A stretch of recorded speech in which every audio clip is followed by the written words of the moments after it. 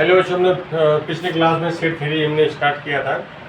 ठीक है, हम लोग जान चुके सेट होता क्या है, और पिछले क्लास में हमने कुछ स्टैंडर्ड सेट्स की चर्चा किया था, और उससे आपको ये भी मालूम चल गया कि भाई सारा नंबर सिस्टम पता चल गया कि किस नंबर को हम लोग नेचुरल नंबर बोलते हैं, किसको इंटीजर बोलते हैं, रैशनल नंबर क्या होता है, इरैशनल नंबर क्या होता है, और रियल नंबर क्या होता है। ये सारा हम लोग डिस्कस भी कर लिए हैं, और उसका जो है स्टैंडर्ड सेट्स का नाम भी हम लोग समझ चुके हैं। जैसे कैपिटल एन जो होता है वो सेट ऑफ नेचुरल नंबर्स होते हैं। सेट का नाम हमेशा capital letters of English alphabet से बताते हैं। ठीक है, जैसे कैपिटल एन है सेट ऑफ नेचुरल नंबर्स, जैसे कैपिटल आई है सेट ऑफ इंटीजर्स। इस तरह से हम लोग देख चुके हैं। आज हम लोग डिस्कस करेंगे आगे एक लेटर के बारे में बात करते हैं हम लोग। एक लेटर है एप्सिलॉन। ये ग्रीक लैंग्वेज का एक स्मॉल लेटर है एप्सिलॉन। इसका यूज कैसे करेंगे, इस सिंबल का मतलब मैथ्स में क्या होता है। इस लेटर का नाम तो एप्सिलॉन है, लेकिन इसका मेन मतलब है, इसका मीनिंग मैथमेटिक्स में इसका मीनिंग क्या निकलता है। तो दिस, ठीक है, इसका मतलब निकलेगा मैथ्स में, है ना, इट मीन्स बिलोंग्स टू, ठीक है। तो इस मीनिंग में ये यूज होता है, बिलोंग्स टू। ठीक है, जैसे आई बिलोंग टू बिहार, है ना, तो उसी प्रकार से ये, और it is used for element, it is used for element of the set. Element बोलिए या मेंबर बोलिए, member of A set, of A set. ठीक है, जैसे एग्जाम्पल, मेरे पास मान लो सेट ए है 1 2 3 8 9, सपोज सेट ए। हम बोलेंगे भाई 1 जो है ना बिलोंग्स टू सेट ए, क्योंकि 1 जो है इस सेट का मेंबर है। अब 2 बिलोंग्स टू सेट ए होगा, 3 बिलोंग्स टू सेट ए होगा, 8 बिलोंग्स टू सेट ए होगा, 9 बिलोंग्स टू सेट ए होगा। क्लियर? अच्छा बताओ, यहाँ पे तो इस सेट में 5 नहीं है, तो अब क्या, अगर 5 क्या लिखेंगे हम लोग, है ना, तो 5 सेट का एलिमेंट नहीं है, तो हम लोग बोलेंगे डज नॉट बिलोंग्स टू। अब डज नॉट के लिए क्या करेंगे, तो यहाँ पे कट कर देंगे। जैसे कट होगा, इसका मतलब होगा कि 5 सेट ए का मेंबर नहीं है, 5 सेट ए का मेंबर नहीं है। ठीक है, तो इसको क्या पढ़ेंगे, 5 डज नॉट बिलोंग टू ए। समझ में आ गया? तो कट करने का मतलब ऐसा निकलेगा। 7 इस सेट का मेंबर नहीं है, तो हम क्या बोलेंगे, 7 does not belong to set A. ठीक है, अच्छा, अगर मैं यहाँ पे बोलूँ कि x belongs to set A, तो क्या मतलब निकलेगा इसका, x belongs to set A का मतलब क्या निकलेगा कि x इस सेट का एलिमेंट है।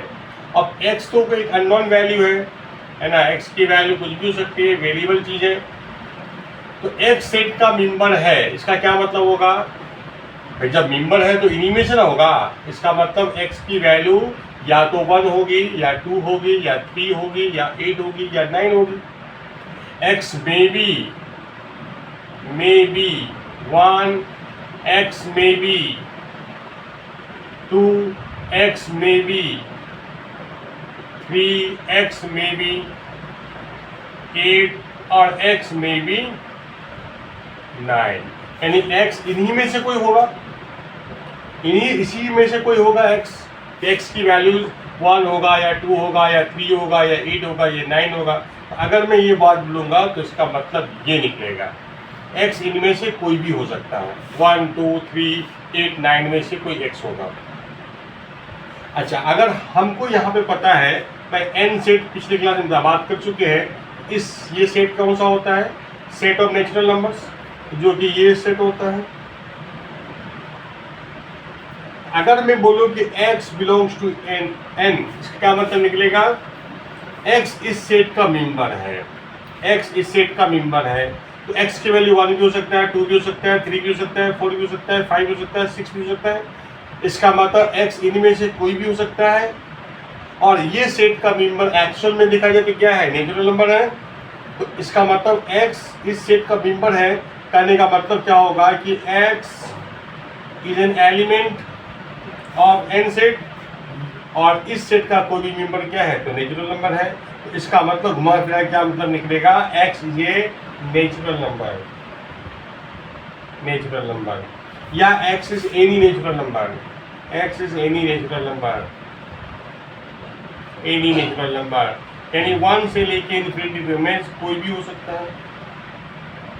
तो सिंपली अगर x बिलोंग्स टू n बोलते हैं हम लोग, तो इसका क्या मतलब पढ़ना चाहिए आपको, क्या मतलब निकलेगा कि x is a natural number, x is a natural number. ठीक है, इसको मिटा दें।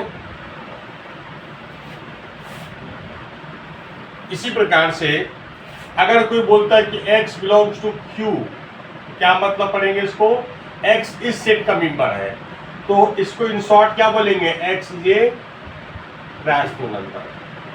क्योंकि इस सेट का कोई भी नंबर क्या होता है, रैशनल नंबर होता है, और इसको हम लोग बोल सकते हैं x is a rational number. उसी प्रकार से x अगर बिलोंग्स टू r बोलेंगे तो क्या मतलब निकलेगा, x इज ए, ये तो सेट ऑफ रियल नंबर है, x is a real number. कोई डाउट, समझ में आ गया? ठीक है,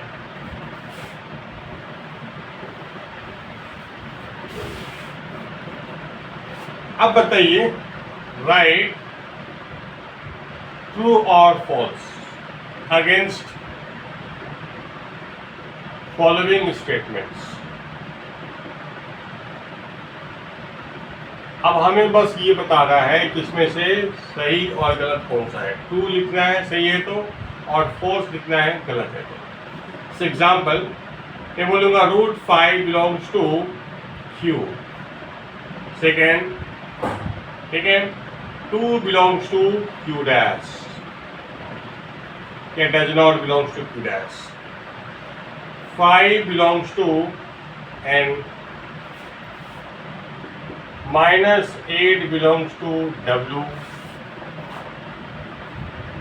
2 plus √5 belongs to R, ठीक है, 3 minus √5 belongs to Q, क्या does not belongs to Q कर दिया। अब बताओ उसमें सही है और कौन सा गलत है। अब ये जो स्टेटमेंट है ये क्या बोल रहा है कि √5 सेट Q का मेंबर है, इसका मतलब क्या सही बात है, सेट Q क्या है, रैशनल नंबर का सेट है, और जबकि √5 क्या है, इरेशनल नंबर है। तो ये नंबर तो इरेशनल है, और इरेशनल नंबर है तो रैशनल होगा नहीं, इसका मतलब ये इस सेट का मेंबर नहीं है। जबकि ये स्टेटमेंट बोल रहा है कि √5 इज ए रैशनल नंबर, यानी सेट का मेंबर है, जो ये गलत बात है, इसका मतलब ये फॉल्स हो गया। क्या लिख देता हूँ, फॉल्स हो गया। अब बताओ ये क्या बोल रहा है कि 2 जो है does not belongs to Q dash. Q dash का मतलब सेट ऑफ इरेशनल नंबर। इस सेट में कौन होते हैं, सारे के सारे इरेशनल नंबर होते हैं, इरेशनल नंबर का कलेक्शन है ये। अब 2 तो रैशनल होता है, जब 2 रैशनल नंबर है इसका मतलब इरेशनल नंबर तो होगा नहीं, इसका मतलब ये नंबर इस सेट में नहीं है, और स्टेटमेंट भी यही बोल रहा है कि 2 इस सेट को बिलोंग नहीं करता है, इसका मतलब ये बात सही है। अब ये बोल रहा है कि 5 जो है बिलोंग्स टू सेट N, और N सेट का मतलब नेचुरल नंबर, यानी 5 ये नेचुरल नंबर, क्या सही बात है, यस, ये 5 तो नेचुरल नंबर ही, इसका मतलब ये बात सही है। अब ये बताओ -8 बिलोंग्स टू W, और W का मतलब सेट ऑफ होल नंबर, तो इस सेट में जो भी नंबर होंगे होल नंबर होंगे, यानी ये स्टेटमेंट बोल रहा है कि -8 बिलोंग्स टू W का मतलब -8 एक होल नंबर है, जो कि बात गलत है, क्योंकि होल नंबर स्टार्ट 0 से होता है, 0 1 2 3 4 5 6 7 8, तो -8 में तो है ही नहीं, इसका मतलब, लेकिन ये बोल रहा है कि बिलोंग कर रहा है, इसका मतलब ये गलत है। ठीक है, अब बताओ ये नंबर क्या है। हम जानते हैं कि √5 इरेशनल नंबर है, और रैशनल प्लस इरेशनल ये तो इरेशनल होता है। अब ये नंबर इरेशनल है, और हम जानते हैं कि ये है सेट ऑफ रियल नंबर। इसका मतलब रियल नंबर कौन होते हैं? जो नंबर रैशनल होता है वो भी रियल होता है, और जो इरेशनल होता है वो भी रियल होता है। तो ये नंबर जो इरेशनल है इसका मतलब रियल भी है, तो ये इस सेट को बिलोंग करेगा। सही बात है, इसका मतलब ट्रू है। अब बताओ ये नंबर क्या होगा? ये इरेशनल नंबर है। आपने देखा होगा इरेशनल में से इरेशनल माइनस करोगे तो आपको क्या मिलता है? इरेशनल। इरेशनल है, और ये सेट ऑफ क्यू मतलब सेट ऑफ रैशनल नंबर। तो इस सेट में तो रैशनल नंबर होते हैं, जबकि ये तो इरेशनल नंबर है। इसका मतलब ये इस सेट में बिलोंग नहीं करेगा, और ये स्टेटमेंट भी यही बोल रहा है कि this does not belong to Q. इसका मतलब ये बात सही है। ठीक है, तो आपको फिर से पता चल गया सेट का कुछ काम आपको आ गया सामने फिर से वापस। ठीक है, और इस सिंबल का मतलब समझ रहे हैं? ठीक है, कोई डाउट?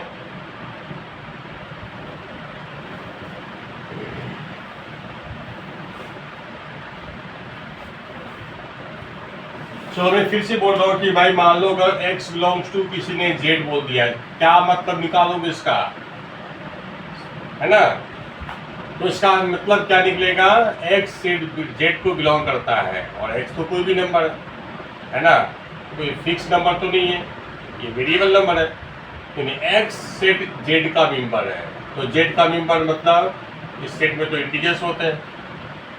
यानी x जो है 0 हो सकता है, 1 हो सकता है, 2 हो सकता है, 3 हो सकता है, -1, -2, -3, -4 कुछ भी हो सकता है। यानी होगा तो इंटीजर ही होगा। तो x is an integer. x is an integer. इस सेट का जब एलिमेंट है तो इंटीजर होगा, और कोई भी हो सकता है integer. Is any integer, is an integer चलेगा। समझे ना? ठीक है, इस तरह से इसका मतलब निकलेगा। ठीक है, x इज एन इंटीजर या x इज एनी इंटीजर। ठीक है, इसका मतलब ये निकालेंगे। x बिलोंग्स टू q मतलब x is a rational number. x belongs to q dash या qc, इसका मतलब x is an irrational number. तो ये बात आपको समझ में आ गया? ठीक है, अब हम लोग सेट को हम दो तरह से दिखाते हैं, दो तरह से रिप्रेजेंट करते हैं सेट को, वो समझते हैं। सेट को लिखने का दो तरीका होता है, यानी रिप्रेजेंटेशन ऑफ सेट, ये पढ़ने वाले हैं।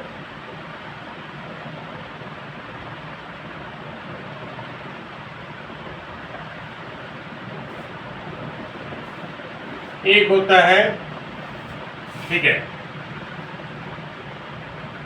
लिस्टिंग मेथड है। लिस्टिंग मेथड है, या इसको टेबुलर फॉर्म भी बोलते हैं। सेट जो है टेबुलर फॉर्म में है, या रोस्टर फॉर्म भी बोलते हैं। यानी सेट रोस्टर फॉर्म में है। दूसरा होता है प्रॉपर्टी मेथड, और जब इस मेथड से सेट को लिखते हैं तो इसको हम लोग बोलते हैं सेट जो है सेट बिल्डर फॉर्म में है। सेट बिल्डर फॉर्म में है। तो सेट को लिखने का दो तरीका होता है, दो तरीके होते हैं, दो मेथड होते हैं, एक लिस्टिंग मेथड, एक प्रॉपर्टी मेथड। ठीक है, अगर प्रॉपर्टी मेथड से मैं सेट को लिखा है, इसको बोलेंगे सेट जो है सेट बिल्डर फॉर्म में है, और इस मेथड से लिखा है तो सेट को बोलते हैं टेबुलर फॉर्म या रोस्टर फॉर्म।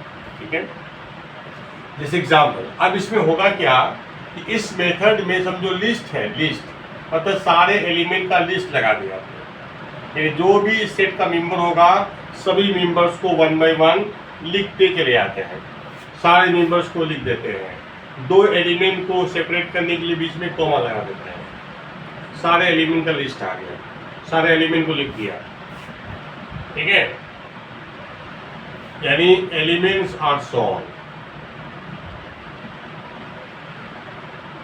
या रिटर्न। ठीक है, इनसाइड द सेट। ठीक है, और हम लोग दो एलिमेंट को सेपरेट करने के लिए बीच में कॉमा यूज करेंगे।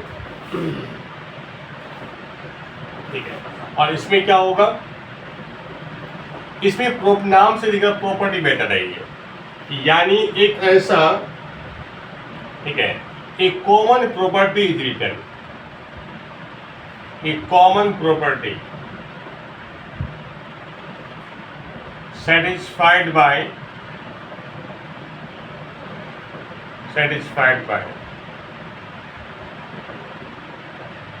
all elements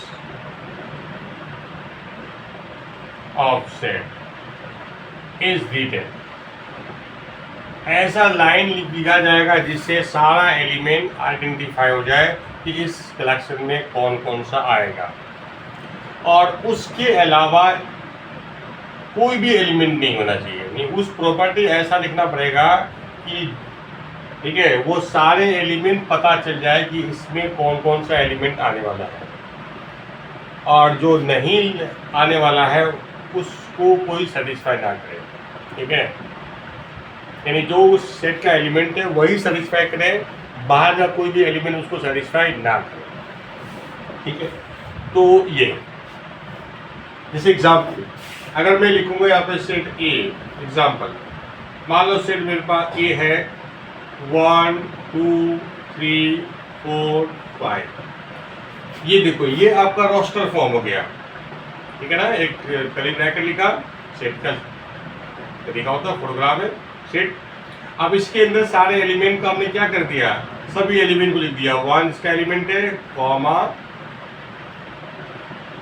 उसके बाद 2 लिखा, कॉमा 3 लिख दिया, फिर कॉमा 4 लिख दिया। अगर मैं कॉमा नहीं लगाऊंगा तो 23 हो जाएगा, वो ये कॉमा नहीं लिखेंगे तो 34 हो जाएगा। तो ये कॉमा देना पड़ेगा आपको, एलिमेंट को सेपरेट करने के लिए बीच में कॉमा लगाते हैं लोग। ठीक है ना, तो ये सारे एलिमेंट हमने लिख दिया। ये सेट का एलिमेंट ये 1 से लेके 5 तक है। ठीक है ना, 1 2 3 4 5। तो कौन कौन इसका एलिमेंट है हमने लिख के दिखा दिया, तो इसी को हम लोग बोलते हैं रोस्टर फॉर्म। ठीक है, अब बताओ, अब याद करो कि मैंने जितना भी स्टैंडर्ड सेट बताया था सबका मैंने क्या लिखा था, रोस्टर फॉर्म। ठीक है, एन का, डब्लू का, और एन डब्लू, और किसका लिखा था, आई या जेड का लिखा था। लेकिन क्यू का, क्यू डैश का और आर का हमने नहीं लिखा है। ठीक है, तो ये है रोस्टर फॉर्म। अब इसी सेट को अगर हम लोग इस मेथड से लिखना चाहते हैं, इस फॉर्म में, है ना, इसका सेट बिल्डर फॉर्म लिखना चाहते हैं, तो वो सेम सेट को हम कैसे लिखेंगे इस मेथड से, तो ऐसा लिखा जाएगा। देखो यहाँ पे एक कर्ली ब्रैकेट लगा जाएगा, और अभी हम लोग एक वेरिएबल यूज कर लेंगे x, या x ले लीजिए, n ले लीजिए, p ले लीजिए, k ले लीजिए, एनी लेटर आप ले सकते हैं आपको, और एक स्लैश लाइन दे दिया जाएगा। इसके बजाय आप ये कॉलन भी यूज कर सकते हैं, दोनों चलता है। ठीक है, लेकिन अब मेन है कि इस सिंबल का मतलब क्या निकलेगा। है तो एक कॉलन, लेकिन मैथ्स में इसका मतलब क्या, तो इसका मतलब होता है सच दैट। आपको लिखना नहीं है, इसका मतलब अभी आप मैं समझा रहा हूँ। तो इसको पढ़ते कैसे, set of x such that, यानी सच दैट ऐसा है कि, ऐसा है कि। अब ये जो इसका, यानी जैसे आपने कर्ली ब्रैकेट लिखा और सबसे पहले जो भी आएगा वही इस सेट का एलिमेंट है, वही इस सेट का एलिमेंट है। ठीक है, अब हमको बताना है इस एलिमेंट के बारे में, इसका प्रॉपर्टी लिखना है। ठीक है, तो एलिमेंट क्या क्या है, कौन इसका एलिमेंट है, इसके बारे में इसका जानकारी, इसका पूरा, है ना, इसके बारे में इंफॉर्मेशन यहाँ पे लिखना है, जिससे मुझे पता चल जाए कि इसका एलिमेंट कौन होने वाला है। ठीक है, अब बताओ, तो अब हमें चूंकि एलिमेंट्स तो ये है मेरे पास सेट ए में, और इसी को हम सेट बिल्डर फॉर्म में लिखना चाह रहे हैं, तो set x, set of x लिख दिया हमने, है ना, यानी इसका एलिमेंट कौन है, तो एक्स है। अब हम इसके बारे में इंफॉर्मेशन देखेंगे। अब क्या है सर, एक्स इसका एलिमेंट क्या है, नेचुरल नंबर है। अब हम ऐसा एलिमेंट सेट में लिखेंगे, x is a natural number. ये बड़ा सा मतलब जो है स्टेटमेंट हो जाएगा, और मैथ्स में हम लोग शॉर्ट में ज़्यादा लिखना पसंद करते हैं। तो इतनी सारी बातों को हम लोग इस तरह से बता सकते हैं कि x इतना ही बोल रहा था ना, तो आप ऐसा लिख दो कि x बिलोंग्स टू n। तो इसका मतलब हो गया कि x नेगेटिव नंबर है, तो इस सिंबल से बड़ा इजी हो जाता है, बहुत आसान हो जाता है। तो x बिलोंग्स टू n हो गया। और कैसा है, अब n बोलने का मतलब तो 1 से लेके इन्फिनिटी हो जाएगा, जबकि यहाँ पे क्या है, इसका एलिमेंट तो 5 से आगे है ही नहीं। हम बोल देंगे कि जो है ना x जो है 6 से कम होगा। अब बताओ, ठीक है।